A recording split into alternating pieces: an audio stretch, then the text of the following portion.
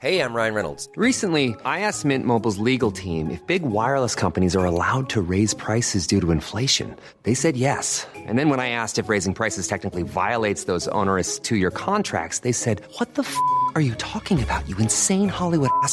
So to recap, we're cutting the price of Mint Unlimited from $30 a month to just $15 a month. Give it a try at mintmobile.com/switch. $45 up front for 3 months plus taxes and fees. Promo rate for new customers for limited time. Unlimited more than 40 gigabytes per month. Slows full terms at mintmobile.com.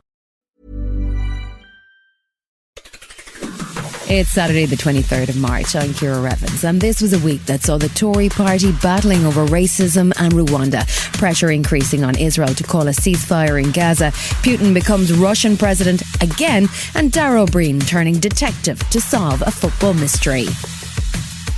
Grab a cup of something hot, put up your feet, and get up to speed on the 7 biggest stories of the week. This is the Standout 7 from the Smart 7. It's news, but not the news. This week saw the row about racism in politics continue, with new questions raised around Tory mega donor Frank Hester's relationship with Rishi Sunak after The Guardian reported the PM was flown to Leeds for a private tour of Frank's business last November.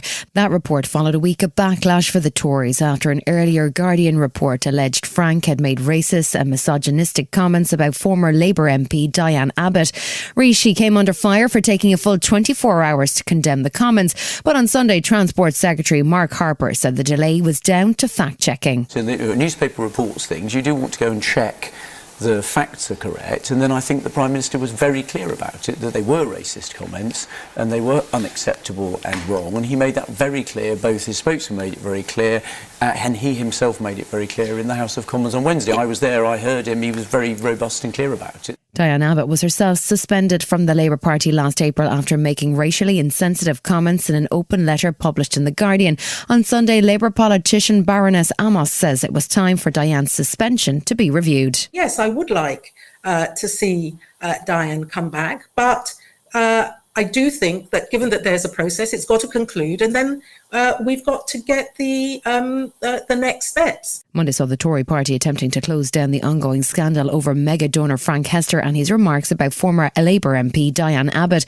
The PM did describe the remarks as racist and wrong, but in the wake of the Islamophobia row, the delay in his criticism of the remarks, and the fact that the party has not returned the £10 million donation, there was an ongoing media storm. Business Secretary Kemi Badenoch was sent out on Monday to calm things down, and she described the whole affair and the outrage it caused as outsized and called for people to move on. Whether someone said this or that last week on Tuesday, we've been talking about this since the weekend before, every single day. I do think that the relentless focus on it is trivial.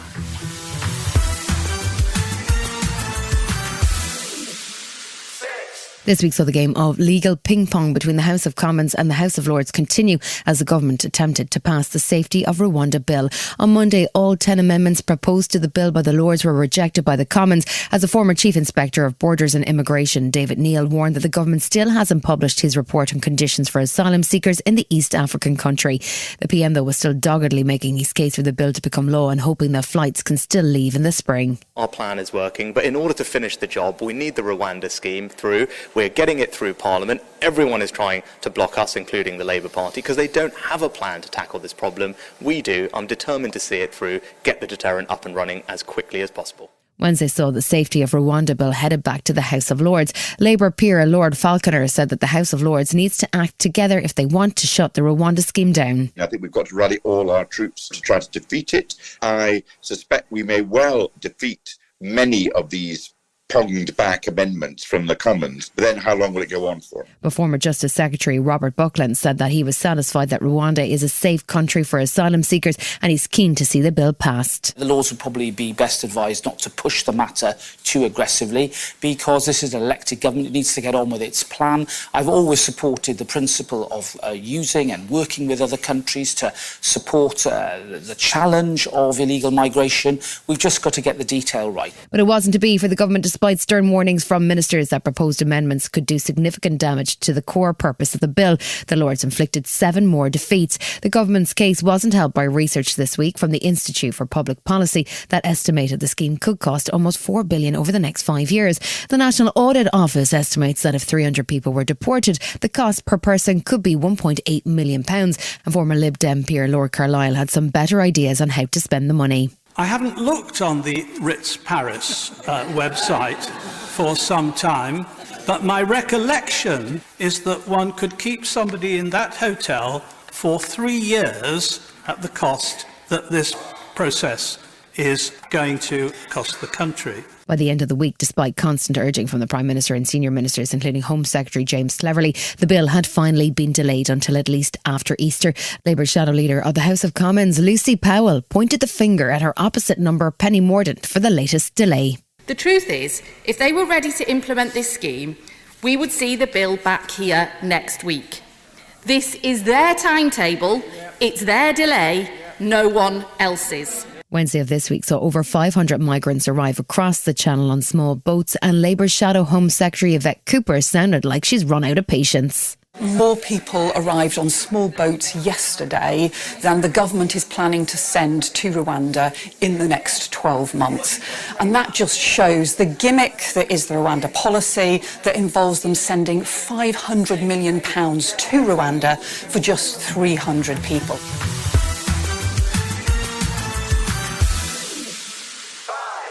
This week saw increasing pressure on Israel from both America and the EU as the situation in Gaza continues to deteriorate. There was fierce fighting in Gaza on Monday as Israeli forces launched an assault on what they called Hamas militants located in the Al-Shifa hospital compound. The IDF says they killed Hamas fighters, including a senior figure, while one Israeli soldier was killed. It came as US President Joe Biden and Israeli PM Benjamin Netanyahu had their first call in over a month, with Biden emphasising the need to speed up aid to the civilian population of Gaza. Josep Borrell from the European Union's foreign policy called out the Israeli forces for imposing what he called a famine that has been entirely man-made. Hundreds of trucks are waiting to enter, and it's absolutely imperative to make crossing points work effectively and open additional crossing point. And it's just a matter of political will. MPs debated the issue of the war in Gaza on Tuesday as Shadow Home Secretary David Lammy raised an urgent question on the prospect of famine amongst the Palestinian population. By midweek, Qatar said it remained cautiously optimistic about the potential for a ceasefire in Gaza, even as Israeli Prime Minister Benjamin Netanyahu signalled his intention to proceed with a full IDF operation in the Rafah region of Gaza. The UN Human Rights Office was warning that the restrictions on aid into Gaza may account to starvation as a weapon of war. Minister of State for Development Andrew Mitchell said the UK government is taking the situation very seriously. We are deeply concerned about the growing risk of famine, exacerbated by the spread of disease. We are totally committed to getting humanitarian aid to all the people in Gaza who desperately need it, either ourselves or through UN agencies and British or other charities. And on Thursday, America finally took a concrete step to intervene in the war in Gaza when they circulated a new draft UN Security Council resolution calling for an immediate ceasefire and the release of the hostages. The US has previously blocked similar resolutions, and the draft was issued as Secretary of State Blinken and CIA Director are due in Qatar to try and close the existing deal between Hamas and Israel. Following on from this, on Thursday night, EU leaders agreed for the first time to release a joint statement that called for an immediate humanitarian pause and a sustainable ceasefire. Felipe Lazzarini, Commissioner General of the UNRWA, the UN's Agency for Palestinian Refugees, says that the situation should never have gone so far. It is definitely a stain in our collective humanity that such a situation is artificially unfolding under our eyes.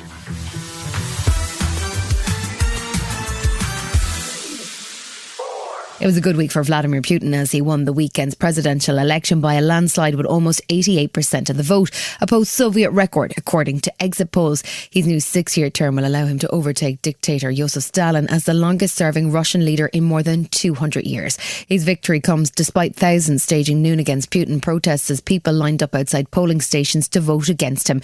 But with Putin's main opponents dead, jailed or exiled, political activist Bill Browder said he'll remain in charge for a while longer. He has no intention of stepping down because he has no exit strategy. If he steps down, he loses his freedom, he goes to jail, he loses his money, and he probably dies. And so for Putin, staying in power is something he has to do to stay alive. Never one to stay away from a victory celebration. Putin was busy on Monday celebrating his 87% win margin in the Russian presidential election. He attended a concert in Red Square, singing the national anthem and waving a Russian flag as he declared his win will make Russia stronger. International reaction, however, was quite different, with near universal condemnation of an election that UK Foreign Secretary David Cameron said starkly underlines the depth of repression in Russia.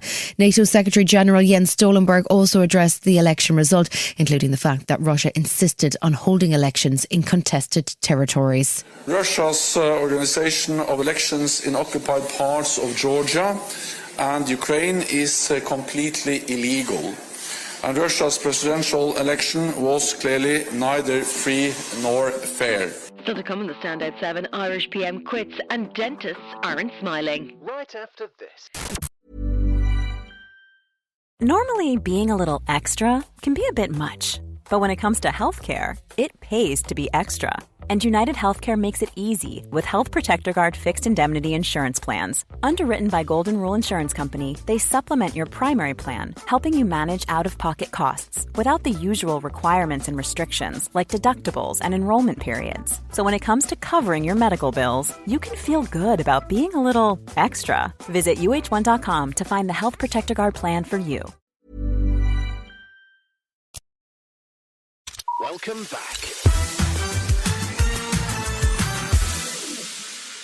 There was genuine shock in Ireland on Wednesday when PM Leo Varadkar called a press conference and unexpectedly announced that he was stepping down as Taoiseach and leader of Fine Gael. He's been in the party leader role for 7 years and as rotating PM, including throughout the pandemic. But his party had been struggling in the polls and just last week lost 2 referenda as constitutional amendments. Varadkar was seen by some as responsible for an incoherent campaign, but he said on Wednesday that he was quitting for both personal and political reasons. One part of leadership is knowing when the time has come to pass on the baton to somebody else and then having the courage to do it. That time is now. The sudden move just 10 weeks before local and European election could trigger a general election, but his coalition partner Micheál Martin, who is leader of the Fianna Fáil party and deputy PM, wasn't keen on going to the polls just yet. This is a coalition of 3 parties, not personalities. I remain committed to the continuation of government, to the fulfilment of our mandate and to the implementation of the programme for government.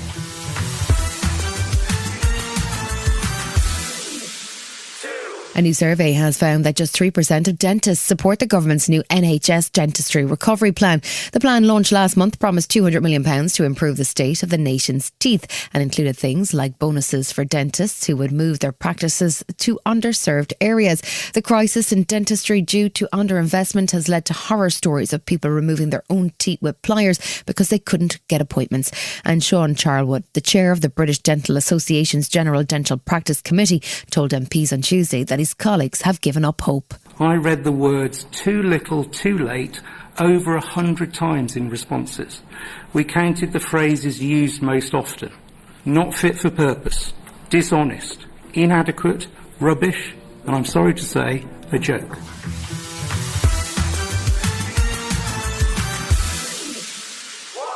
Do you know what the world needs right now? Another podcast presented by 2 middle-aged white males. And as luck would have it, a brand new one has just dropped. It features Josh Widdicombe and Dara O'Brien. On the plus side, it at least is a brand new genre of podcast, the never previously spotted football mystery podcast. It's called 53 Minutes and tells the story of the man who fooled the entire Premier League way back in 1996. Josh explains what went down. This guy shows up.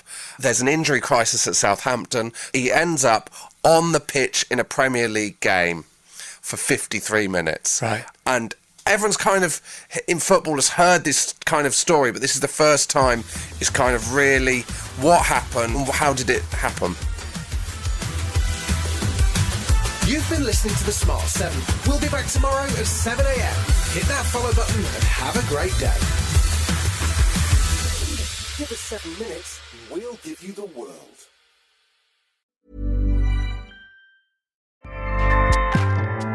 Acast powers the world's best podcasts.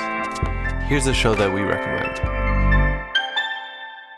Hi, I'm Dory Shafrier, and along with Kate Spencer, I host Forever 35, a podcast about the things we do to take care of ourselves. Join us every Wednesday with guests like author Phoebe Robinson, chef Samin Nosrat, actress Busy Phillips, and even former Secretary of State Madeleine Albright. On Mondays and Fridays, we have mini episodes where we answer listeners' questions on everyday problems like how useful a butt mask really is, how to deal with a petty friend, or how to relax after a long day. So join us Monday, Wednesday, and Friday on Forever 35, where we're not experts, but we are two friends who like to talk a lot about serums. Acast helps creators launch, grow, and monetize their podcasts everywhere. Acast.com.